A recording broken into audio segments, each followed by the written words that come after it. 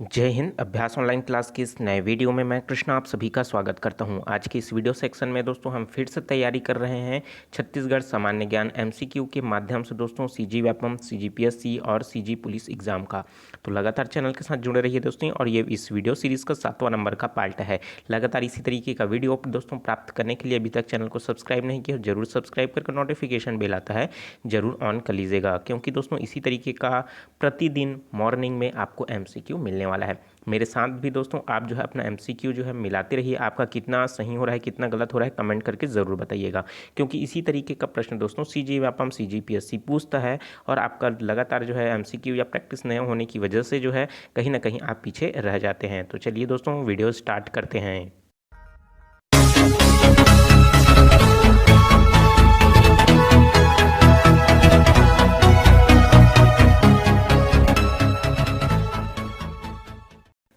तो दोस्तों बहुत ही महत्वपूर्ण प्रश्न है। मेरे साथ भी आप जो है अपना आंसर जो है कमेंट करते रहिएगा। तो चलिए पहला प्रश्न देख लेते हैं। निम्नलिखित शासक रत्नपुर के कलचुरी शासक से संबंधित थे। तो निम्नलिखित में से दोस्तों बताया गया है 4 जो शासक हैं उनमें से, तो हमको उस अकॉर्डिंग जो है दोस्तों बताया गया है वीर सिंह देव, मोहन सिंह, कमल देव, अमर सिंह। तो इस अकॉर्डिंग दोस्तों राइट आंसर कौन सा हो जाएगा आप इसमें से देख लीजिए। बोल रहा है पहला, दूसरा, तीसरा। दूसरा में बोल रहा है पहला, तीसरा, चौथा। और स में बोल रहा है दूसरा, तीसरा, चौथा। या फिर द में बोल रहा है 1 2 3 4, मतलब पहला, दूसरा, तीसरा, चौथा। तो दोस्तों आपको पता होगा कि रायपुर एवं रतनपुर की में 2 शाखाएं थी, ठीक है। रतनपुर और रायपुर किसकी शाखा जो है दोस्तों, कलचुरी शाखा, ठीक है। तो आपको पता होगा वीर सिंह देव, वीर सिंह देव की वजह उस समय के शासनकाल में ही रतनपुर और रायपुर जो है कलचुरी शासन 2 अलग अलग भागों में बटा हुआ था, ठीक है। मतलब वीर सिंह देव जो है कहीं ना कहीं जो है दोस्तों रतनपुर कलचुरी शासन से रिलेटेड है, ठीक है। और उसी तरीके से बात कर लेते हैं मोहन सिंह का। तो मोहन सिंह भी दोस्तों रतनपुर शाखा से शासन किए हुए हैं। और तीसरा है दोस्तों कमल देव, कमल देव भी जो है रतनपुर शाखा से शासन किए हुए हैं। अमर सिंह देव, अमर सिंह, तो अमर सिंह आपको पता होगा ये सिर्फ और सिर्फ रायपुर शाखा से जो है दोस्तों पूरी तरीके से शासन किए हुए हैं।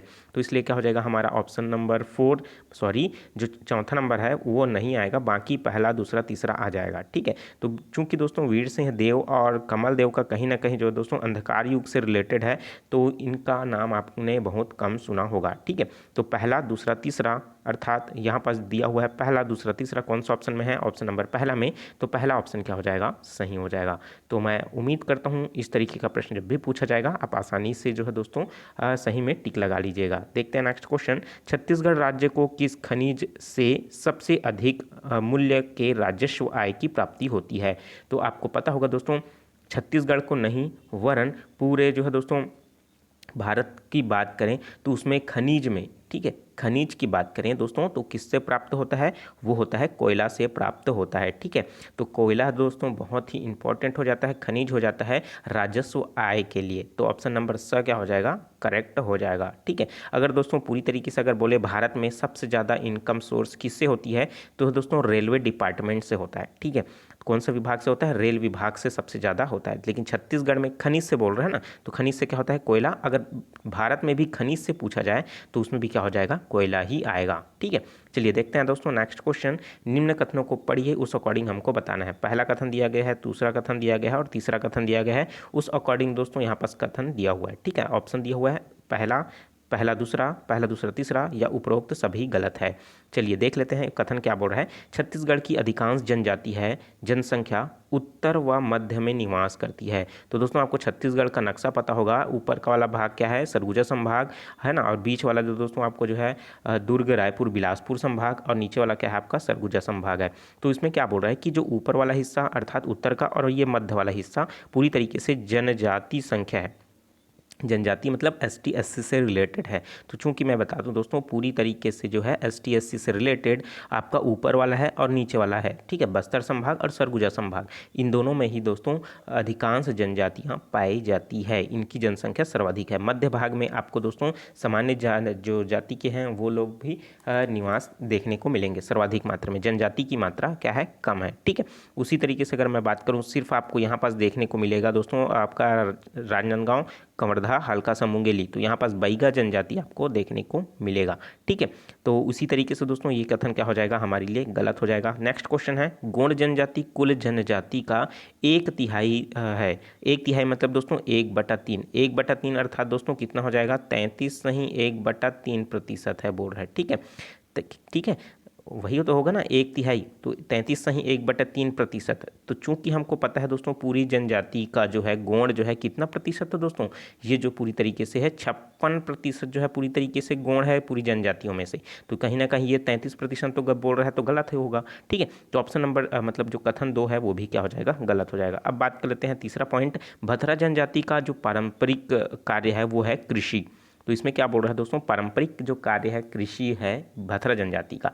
लेकिन मैं बता दूं भथरा जनजाति जो है संबंधित है किससे दोस्तों, उड़ीसा राज्य से संबंधित है। और कहीं ना कहीं दोस्तों वो पहले सेवा का कार्य करते थे। तो अगर दोस्तों इस तरीके से अगर हम लोग देखें वर्तमान में कि जो है कनरा जनजाति है तो वो क्या करता है दोस्तों, अभी भी बांस का शिल्पकारी करता है, लेकिन सभी लोग करते हैं क्या, नहीं करते। ठीक है, उसी तरीके से अगर हम लोग बात करें साहू की, हालांकि वो जनजाति नहीं है। ठीक है, अगर साहू की तो वो दोस्तों कहीं ना कहीं वो तेली जो जाति से रिलेटेड है, तो क्या वो तेल निकालने का काम पहले करते थे, तो अभी करते हैं क्या, बिल्कुल नहीं करते। ठीक है, उसी तरीके से पटेल की बात करें, ठीक है, हालांकि वो भी जो है ST/SC में नहीं आते, जनजाति में नहीं आते, लेकिन उनका काम क्या था दोस्तों, साग सब्जी उगाना। तो लेकिन सभी पटेल अभी उगाते हैं क्या, नहीं। तो इस तरीके से दोस्तों जैसे खैरवाड़ जनजाति है, उनका काम क्या है दोस्तों, कत्था बनाने का। ठीक है, जो मुख्य तौर पर कहाँ पाया जाता है, बिलासपुर में। तो दोस्तों क्या वो वही काम करते हैं क्या, नहीं करते। उसी तरीके से दोस्तों जो भतरा जनजाति है वो उनका पारंपरिक कार्य जो है दोस्तों पहले वो क्या था, सेवा का कार्य करने का था, लेकिन अभी वर्तमान में ऐसा कुछ भी नहीं है। ठीक है, तो उनका पारंपरिक कार्य कृषि है क्या, तो बिल्कुल नहीं है। तो ऑप्शन नंबर जो तीसरा कथन भी है वो भी क्या हो जाएगा, गलत हो जाएगा। तो इस तरीके से दोस्तों उपरोक्त सभी कथन क्या हो जाएगा, गलत हो जाएगा। तो ऑप्शन नंबर द क्या हो जाएगा, करेक्ट आंसर हो जाएगा। तो आपका कितना कितना सही हो रहा है दोस्तों, आप भी मिलाते रहिए। ठीक है, छत्तीसगढ़ का लौह अयस्क किस किस जिले में नहीं पाया जाता है, तो आप ध्यान रखिए यहाँ पास किस किस आएगा। ठीक है, 2 जगह है, तो इसमें से आप देख सकते हैं दंतेवाड़ा, बस्तर, राजनांदगांव, कोरबा। तो इनमें से दोस्तों आपका ऑप्शन मैं यहीं पास दे रहा हूँ, केवल एक, मतलब केवल आ, और दूसरा में मैं दे देता हूँ ब और स, और साथ ही साथ दोस्तों आपको तीसरा ऑप्शन मैं दे रहा हूँ यहाँ पास ब और द, और साथ ही साथ मैं आपका चौथा ऑप्शन दे रहा हूँ यहीं पास ब स और द। ठीक है, तो कहीं ना कहीं आपको पता होगा दंतेवाड़ा का जो बैलाडीला क्षेत्र है वहाँ पास लौह अयस्क देखने को मिलता है, और कहीं ना कहीं राजनांदगांव में भी दोस्तों आपको जो है पूरी तरीके से लौह अयस्क देखने को मिलता है। लेकिन जो है बस्तर का क्षेत्र है और कोरबा का क्षेत्र है, यहाँ पास दोस्तों पूरी तरीके से आपको लौह अयस्क देखने को नहीं मिलेगा। दोस्तों अगर बस्तर संभाग बोलेगा तो बस्तर संभाग के अंतर्गत दंतेवाड़ा भी आ जाता है, लेकिन जिले की बात कही जा रही है ना, प्रश्न में पढ़िए जिले बोल रहा है। चूंकि बस्तर जिला जो है पूरी तरीके से सिमट चुका हो, उसका जो मुख्यालय है जगदलपुर है, तो यहाँ लौह अयस्क नहीं पाया जाता है, और कोरबा में भी नहीं पाया जाता। तो क्या हो जाएगा, ब और द। ऑप्शन नंबर 3 आपको देखने को मिल रहा है, तो तीसरा ऑप्शन क्या हो जाएगा, सही हो जाएगा। ठीक है, तो मैं उम्मीद करता हूँ इस तरीके का प्रश्न जब भी पूछा जाएगा आप आसानी से सॉल्व कर लीजिएगा। देखिए जो नांदगांव है दोस्तों उसमें फ्लोराइड पाया जाने वाला जिला है। ठीक है, कौन सा है, चांदनी डोंगर नाम का जो है दोस्तों, यहाँ पास एक पहाड़ी है, वहाँ पास क्या पाया जाता है, फ्लोराइड पाया जाता है। चलिए देखते हैं नेक्स्ट क्वेश्चन, केलो परियोजना से लाभान्वित जिले कौन कौन से हैं। तो दोस्तों आपको पता होगा केलो परियोजना, तो केलो परियोजना है दोस्तों कौन सा कौन सा जिले में है, तो दोस्तों ये पूरी तरीके से रायगढ़ जिले में स्थापित है, और इसके अलावा जो इसका पड़ोसी राज्य है कौन सा, जांजगीर चांपा। तो क्या हो जाएगा, रायगढ़ और जांजगीर चांपा इन दोनों से क्या है, लाभान्वित है। तो ऑप्शन नंबर बी क्या हो जाएगा, करेक्ट आंसर हो जाएगा। तो दोस्तों आप मुझे कमेंट करके बताइए कि केलो परियोजना जो है कौन सा नदी पर बनाया गया है। तो नीचे कमेंट बॉक्स खाली है दोस्तों, कमेंट करके बिल्कुल जवाब दीजिएगा। ठीक है, चलिए दोस्तों देखते हैं नेक्स्ट क्वेश्चन। नेक्स्ट क्वेश्चन है, बस्तर बटालियन की स्थापना किसने की है। तो दोस्तों बस्तर बटालियन की स्थापना किसने की है, छत्तीसगढ़ राज्य ने किया है, केंद्र सरकार ने किया है, बस्तर जिला प्रशासन द्वारा किया गया है, या फिर केंद्र और राज्य सरकार ने संयुक्त रूप से किया है। तो मैं बता दूं दोस्तों बस्तर बटालियन का जो स्थापना है वो केंद्र सरकार के द्वारा किया गया है, और इसका एक विभाग है अर्धसैनिक बल का, वो है CRPF। Central reserve police force, इन्हीं के द्वारा जो है वहाँ के माओवादियों को, नक्सलियों को कम करने के लिए, पूरी तरीके से ख़त्म करने के लिए दोस्तों सीआरपीएफ का गठन किया गया है। ठीक है, इसके अलावा जो है एक और जो है दोस्तों बस्तर बटालियन के अलावा एक और जो है दोस्तों विभाग का गठन अभी किया गया है हाल ही में, जो नए बजट है उसमें। तो इनके द्वारा किया गया है दोस्तों, छत्तीसगढ़ राज्य सरकार के द्वारा किया गया है। उसका नाम क्या है दोस्तों?